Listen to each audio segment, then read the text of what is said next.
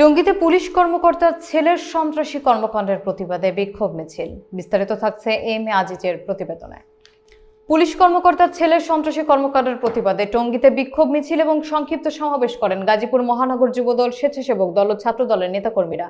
যুবদল নেতা শেখ সুমনের বাড়ির সামনে থেকে মিছিলটি বের হয়ে কলেজ গেট গিয়ে সংক্ষিপ্ত সমাবেশে শেষ করা হয়।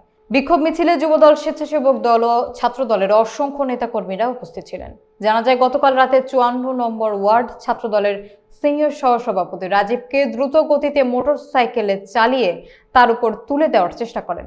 এর প্রতিবাদ করলে বিভিন্ন ধরনের ভয়ভীতি এবং হুমকি প্রদান করেন। বিক্ষোভ মিছিলে নেতৃত্ব দেন গাজীপুর মহানগর যুবদলের যুগ্ম আহ্বায়ক শেখ সুমন। অন্যান্যদের মধ্যে উপস্থিত ছিলেন টঙ্গী পশ্চিম থানা স্বেচ্ছাসেবক দলের সদস্য সচিব রাতুল আহমেদ ভূঁইয়া, টঙ্গী পশ্চিম থানা ছাত্রদলের সাবেক আহ্বায়ক রিদানুর রহমান প্রত্যয় ব্যাপারী, যুবদলের নেতা প্রিন্স, ভুক্তভোগী 54 নম্বর ওয়ার্ড ছাত্রদলের সিনিয়র সহসভাপতি রাজীব সহ আরো অনেকে।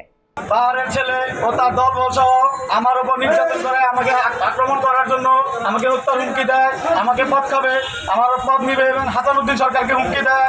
বাহার একজন আওয়ামী লীগের দোসর এবং তার ছেলে একজন মাদক ব্যবসায়ী।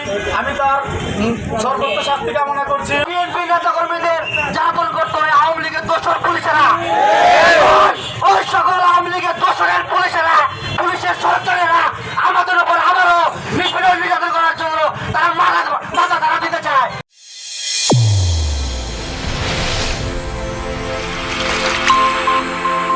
চ্যানেল A1 হৃদয়ের স্পন্দন।